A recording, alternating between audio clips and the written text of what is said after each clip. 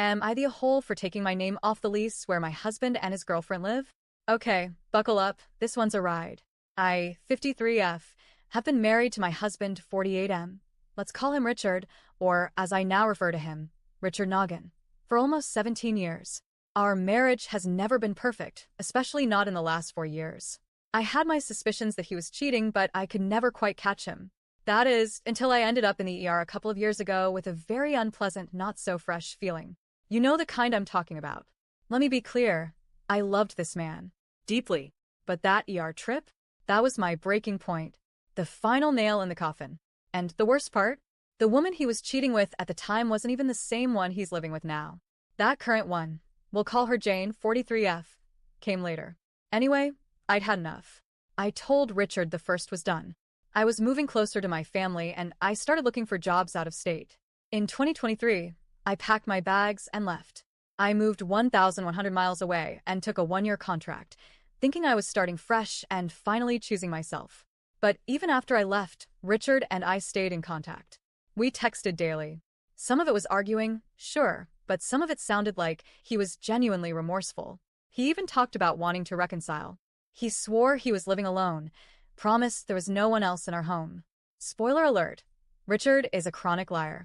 One night, I couldn't take the uncertainty anymore. So I got in my car and drove. All 1,100 miles back to our home. I arrived at 5:30 a.m., exhausted but determined. And wouldn't you know it, Richard was already up, standing on the porch in his robe. Suspicious, right? Yeah, I thought so too. He clearly wasn't expecting me. I pushed past him and went inside. And there she was. Jane. Standing in my kitchen, cooking in my robe like she belonged there. I introduced myself with a smile that could cut glass. Hi, I'm Dick's wife. How are you? Needless to say, it wasn't a warm reunion. I had to leave and find a hotel, then an Airbnb, because apparently Jane had been living in our house for weeks. She moved in 3 weeks after I left. Let that sink in. Over the next couple of years, it was chaos. She was there, then she wasn't.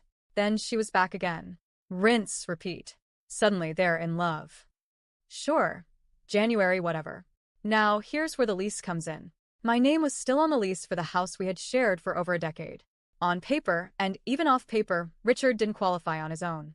He runs a cash-only mechanic business out of the garage, and I can't produce income verification or bank statements.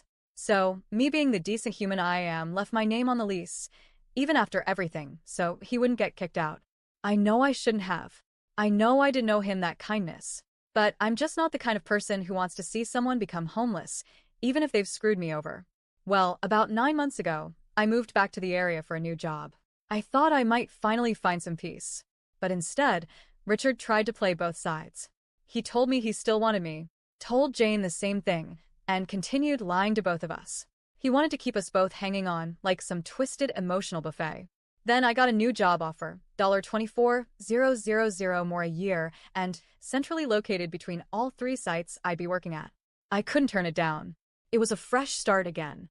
As luck would have it, the same landlord who leased us our first home had a bigger, nicer property in the perfect location. I called her and explained everything. How I no longer lived at the old house, how I needed a new place. She's known me for over a decade and knows I always pay my bills and take care of my space. And that's how I ended up standing in my new home, typing this to all you Reddit potatoes. Now here comes the drama. Mr. Noggin, is furious. He says I did this on purpose to make him homeless. He's telling anyone who'll listen that I'm cruel, spiteful, heartless. But the truth? I just finally had the courage to take my name off that lease. I filed for divorce. I stopped being his safety net. I stopped being the financial cushion for a man who wanted the benefits of a wife without actually having a wife. He's now scrambling to apply for the house he's lived in for 10 years. And guess what? He can't qualify. No stubs, no banking info, no paper trail. Because he's been living off cash and lies. Now he's spinning this story like I kicked him and his precious Jane out on the streets. But really, all I did was stand up for myself after years of being walked on, cheated on, and used. I gave him way more grace than he deserved. I've spent the last year untangling myself from a trauma bond so thick it could choke a bear. So, am I the a-hole for finally taking my name off the lease and leaving him to fend for himself with his girlfriend?